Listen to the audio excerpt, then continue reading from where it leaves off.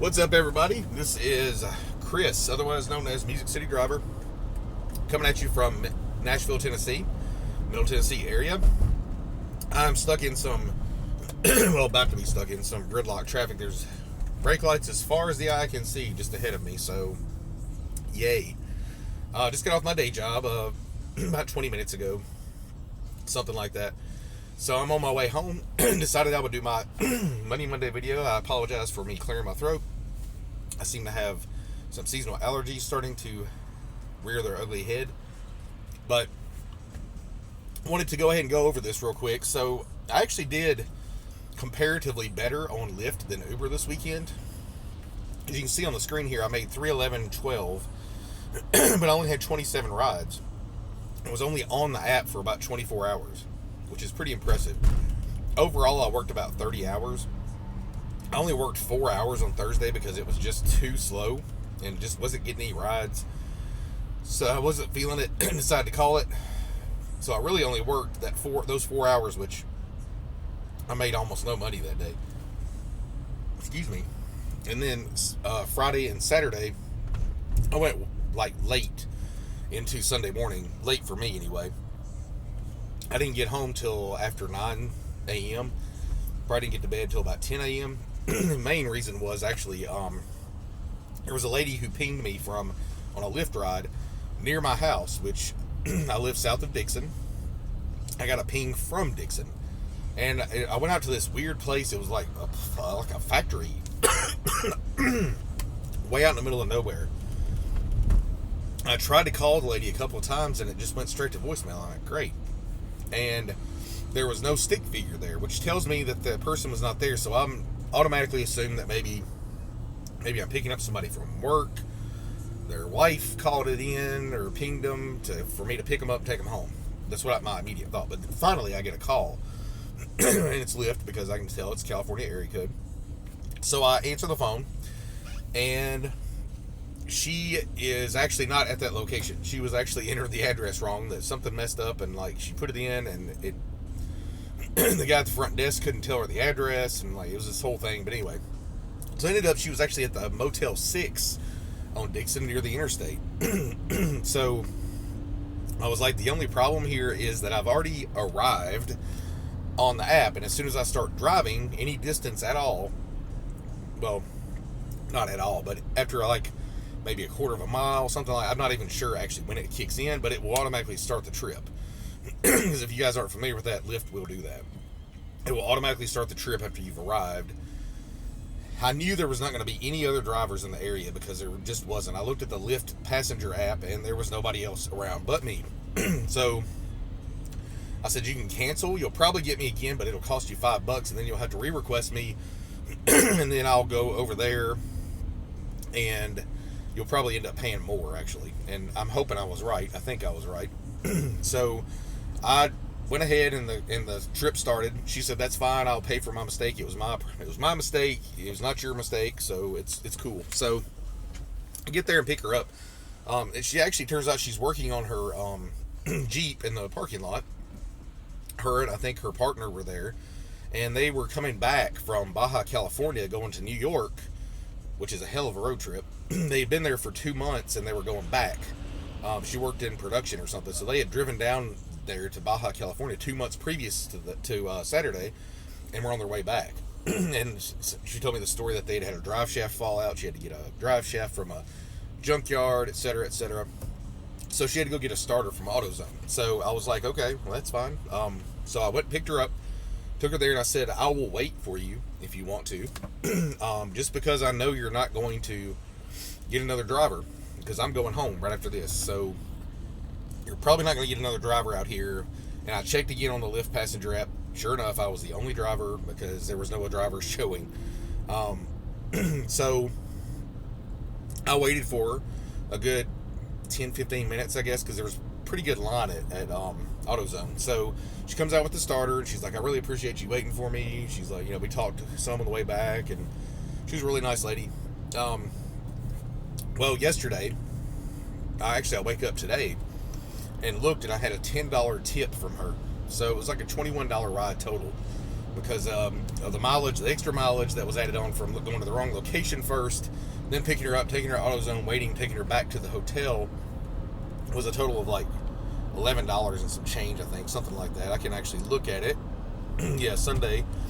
So you'll probably see the $10 tip. Yep, $11.64 was the actual ride plus $10 tip. So it ended up being $21.64, and it looks like it was 10.6 miles, 38 minutes. So that was a pretty good chunk of time. But I actually didn't mind. The lady was really nice. I felt like I should help her out, so I did. And she rewarded me handsomely. She left a really, really nice comment too, basically saying that I was really patient and considerate, and that I basically saved them. I was their savior in Dixon, Tennessee. So that was pretty cool. So anyway, getting back to the business here. Sorry, I know some people have complained that I veer off course a lot. So anyway, I just a disclaimer. I do drive Plus and XL as well as Select. So XL and Select on Uber, Plus on Lyft. As I said, $311.12 on Lyft, $374.38 on Uber. Now, as far as tips go, I had $38 on the app, and Lyft only $4 in the app for tips for Uber. Outside of that, I received $11 in cash from Uber, and then I got a nice little bonus from a strip club. May have told you guys about this before. There's 3 main strip clubs in Nashville. There's Deja Vu, there is Crazy Horse, and then there's Ken's Gold Club. Well, Deja Vu is pretty popular, as is Crazy Horse, but from what I've heard, Crazy Horse is a little bit better. So I had some guys that were wanting to go to the strip club. I'm like, yes, that's awesome. I think Deja Vu pays you like $12 a head. Apparently, and I just learned this from the doorman this weekend, at Crazy Horse, they will actually pay you incrementally more the more people you bring, which is kind of funny because there was like this literally like a clown car of taxi people. They crammed 10 people in a van. It was crazy. And they just kept coming out. And with good reason. I only had 3 guys. I took them to Deja Vu. I got in the kicker with not Deja Vu, Crazy Horse. Sorry. So the kicker with Crazy Horse is you have to have a business card, which I have some referral cards for Lyft, but they don't really have my phone number or anything on them. I don't think they accept them. Well, actually, a cab driver. I know there are sworn enemies, but this guy was actually really nice. He gave me a stack of business cards that I could use. The doorman gave me this tip, but I'm going to get some of my own business cards. This has actually made me want to do it. Talked these guys into going to the Crazy Horse. I got $13 a head, so $39 extra. So that was basically $50 in cash extra that I had. So my grand total is $735.50, which is not too shabby. I worked about 30 hours roughly. Thursday, like I said, was nothing to write home about. I think I worked maybe 3-4 hours total that night. Really not worth it. I should have gone home, but I didn't, and I paid the price. I just felt out of sync. Felt like I was in the wrong place at the wrong time. Started at a weird time. Was all the way. I had a ride out to Brentwood, and that was about it. But anyway, so guys, that is about that for my Money Monday. So I did a decent amount of money, like I said, in a decent amount of time. Like 30 hours rather. Looking at probably $25 an hour or something like that. But like I said, that's because Thursday was thrown in the mix, and Thursday was abysmal. Was not even worth getting out for, really. For me, it wasn't. For a lot of people, it was busy. So it's kind of hit or miss on those. I just grinded out otherwise. Wasn't feeling it that day. Wasn't getting rides that I wanted to, etc., etc. It was a crappy day. So anyway, guys, that is my installment of Money Monday for today. No really crazy stories. Actually, probably the craziest story I had was a group of ladies that were actually not a bachelorette party. They were actually a birthday party. I had a lot of bachelorette parties over the weekend.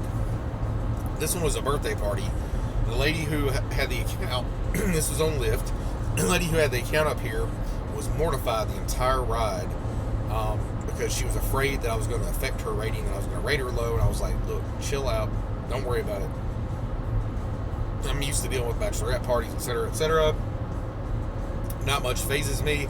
The only reason I give a 1-star rating is somebody is just a total jerk, yells at me or hits me. It's only happened one time, actually 2 times that I can think of. One guy yelled at me, 1 star. Put him around, turned around before he left, and I'm sure he rated me low, but I still have a 4.96, so screw him. He basically yelled at me because I couldn't see the numbers on his freaking building. Went a half a block too far, oh God. And he literally screamed at me and said, fucking stop, like yelled really loud. I turned around and I stopped, turned around and looked at him and said, you don't have to be a dick about it. Needless to say, he shut the hell up really quick and got out. Because I can have that gruff demeanor to my voice when I want to, the dad voice. Anyway, I'm just getting kind of dark. But anyway, so I told her not to worry about it. She was, worried the whole ride still. They wanted to, from the beginning of the ride, they were calling me Willie from Duck Dynasty, which I don't see any resemblance at all except for the beard. And my beard is not nearly as big, and my beard has a lot of gray, and I wear glasses. If anything, it could have been side, but I'm too fat for that, so I don't know.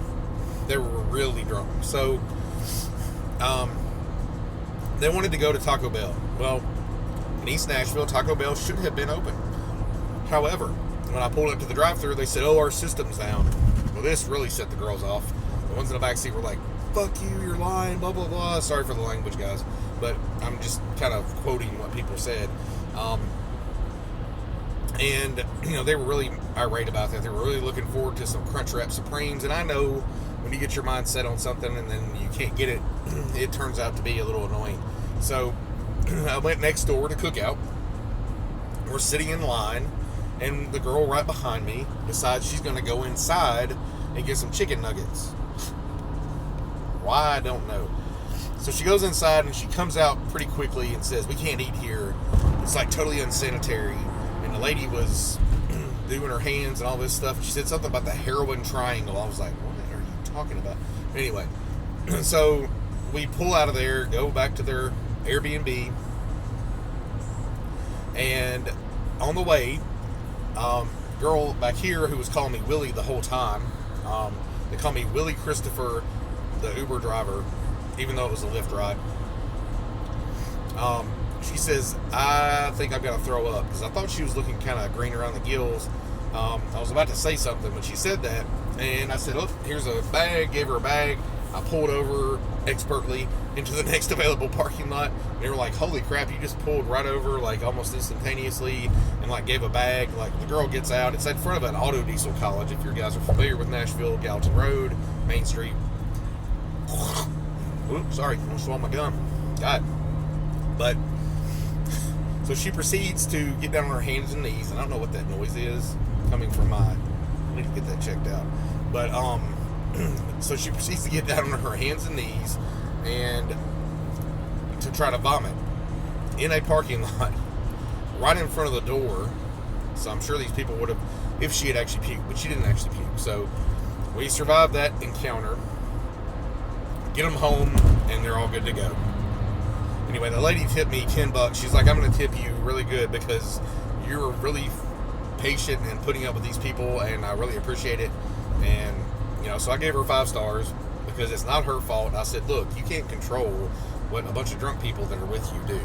So I do apologize for making you nervous because I'm not going to give you a bad rating. So I gave her 5 stars. She gave me a $10 tip. It was all good in the neighborhood.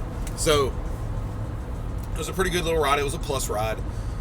But the $10 tip, it actually turned out being even better. So that's it for this installment of Money Monday, guys. I hope the rideshare industry is treating you well.